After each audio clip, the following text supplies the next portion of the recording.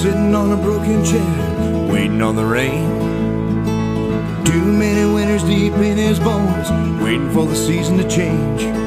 Works his yard like 40 acres in the spring. Puts the empty seed packages on display and drinks his lemonade.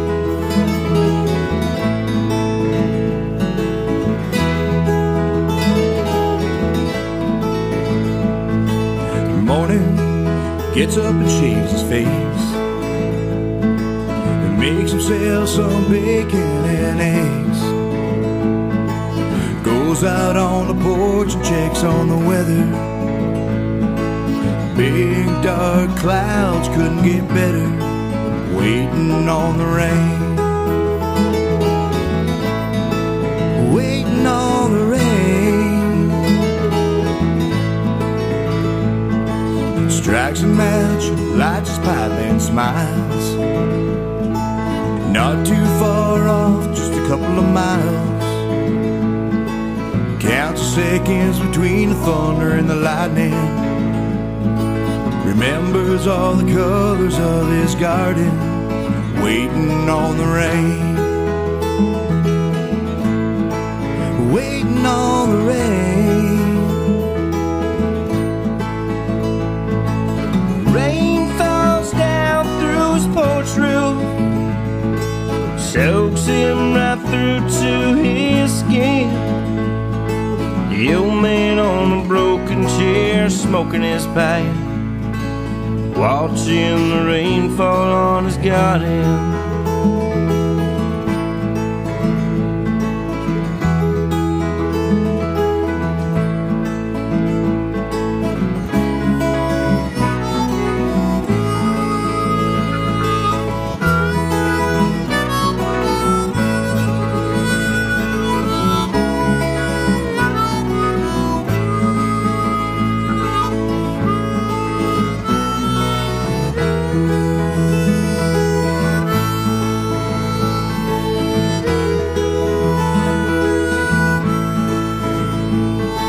Season goes by so fast, and we all know nothing good can last.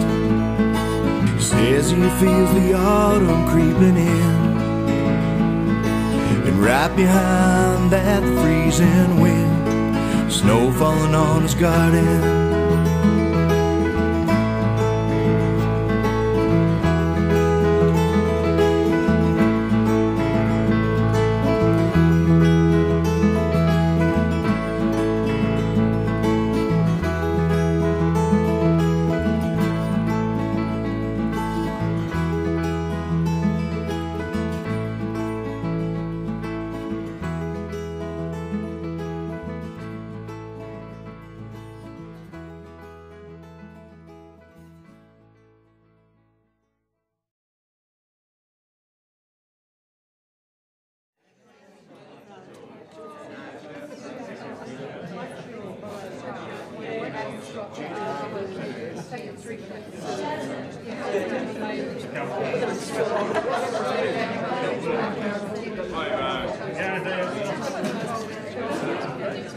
Here's a story about a really big woman and a really small man. It's called Little Raymond and Hard Hitting Names. 1, 2, 3, 4.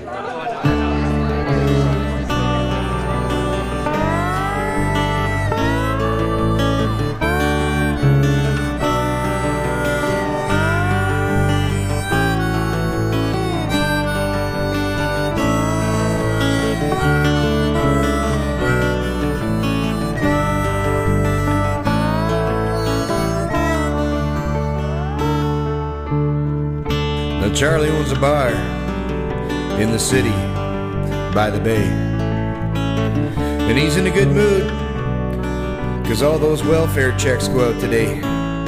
So he reaches behind the jukebox and he'll turn it up a bit, and he'll put all the salties on the table, and he'll wait for the evening shift. Now when the night falls hard on the city, they all start coming through his door, And there ain't been too much that old Charlie hasn't seen before. But there's only one thing that scares him about tonight, and that's if Little Raymond and Hard-Hitting Annie get into one of them barroom fights. Now, Annie's a large woman, and I'm sure she could haunt a house. And her heart is like a cold chamber, and it just never burns out. But she's got one eye looking up at the ceiling, and the other one looking directly at the floor.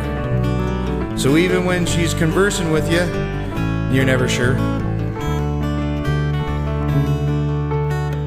And Annie's got some big hair, and she's also got 2 big feet. So if her and Raymond get up there and start doing a little bit of dancing, well, we'll all be in for a special treat. Now, as far as men go, Little Ray couldn't get any smaller. So he walks around the bar with a chip on his shoulder, thinking that makes him look a little bit taller.